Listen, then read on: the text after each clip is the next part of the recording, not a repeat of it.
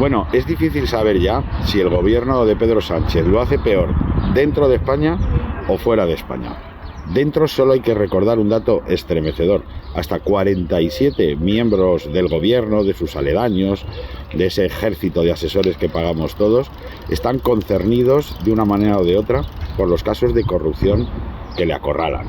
Y gracias a jueces como el humilde Peinado o los del Tribunal Supremo, aliados con la UCO, se está poniendo poco a poco luz en todas esas penumbras con una pregunta que queda en el aire. ¿Cómo es posible que pasara todo eso sin que Pedro Sánchez lo supiera? Por acción o por omisión, es responsable político y el Pedro Sánchez de 2018 ya hubiera llamado a las barricadas para hacer dimitir a un presidente del gobierno que tuviera el historial que tiene él. Pero es que además de esto, que va a proseguir y augura una primavera, verano, otoño muy caliente en los juzgados, ya veremos si en el Tribunal Supremo también, es que nos ponemos a mirar fuera de España la política diplomática y es que es casi peor todavía. La que ha liado Pedro Sánchez yéndose a China, sin dar ninguna explicación a nada ni a nadie, con excusas comerciales que parecen esconder otras intenciones más perversas, y es: caricaturizo a los Estados Unidos, me enfrento a Donald Trump, que lo pone fácil por otro lado, y de esa manera se justifica el volantazo de España hacia China, que es un país muy inquietante, no solo porque sea una dictadura comunista en la que no se respetan los valores democráticos más elementales, sino porque forma parte de un eje, o lo encabeza, en el que están nada menos que Irán y Rusia. Con ellos está haciendo maniobras incluso en los últimos días. ¿Ese es el lugar en el que tiene que estar España? Y si eso es lo que piensa el presidente del gobierno, ¿quién se cree que es para decidirlo unilateralmente, pasito a pasito, tacita a tacita, sin el permiso de nadie y sin darle explicaciones a nadie? Ojo, que esto es muy importante porque nos aleja a la vez de Estados Unidos y de Europa. No hay más que ver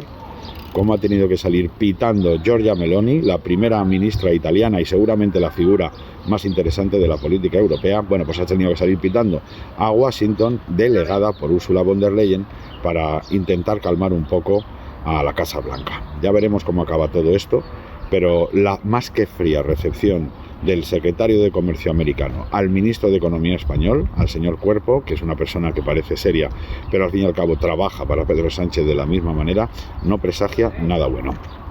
Y para rematarlo, solo hay que recordar el reconocimiento unilateral que España, el gobierno de España, ha hecho de Palestina, dejando a Israel y saltándose la norma no escrita de que estas cosas hay que hacerlas por consenso dentro de la Unión Europea, y lo que también está haciendo,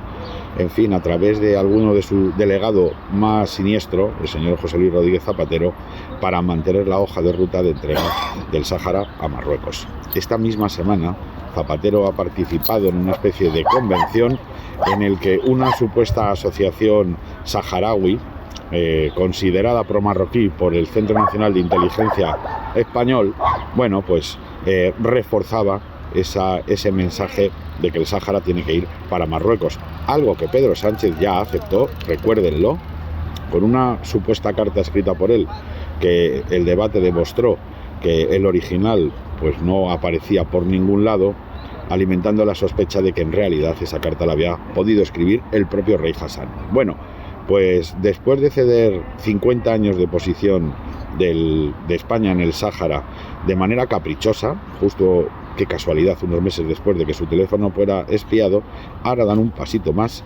y los delegados de Sánchez, o el delegado de Sánchez, Zapatero, el mismo que aparece en Pekín, el mismo que aparece en Venezuela, ha venido a refrendar eso. Así que desastre nacional inconmensurable, con casos de corrupción, con prostitutas, con fiestas siniestras, con, en fin, todo tipo de bochornos, en un contexto económico además muy adverso por mucho maquillaje que le pongan a las estadísticas económicas, que son similares a los sondeos del CIS, y fuera de nuestras fronteras, pues ya lo ven, más cerca de China, más cerca de Hamás, más alejados de Washington y no sé si también de Bruselas. El panorama es simplemente devastador.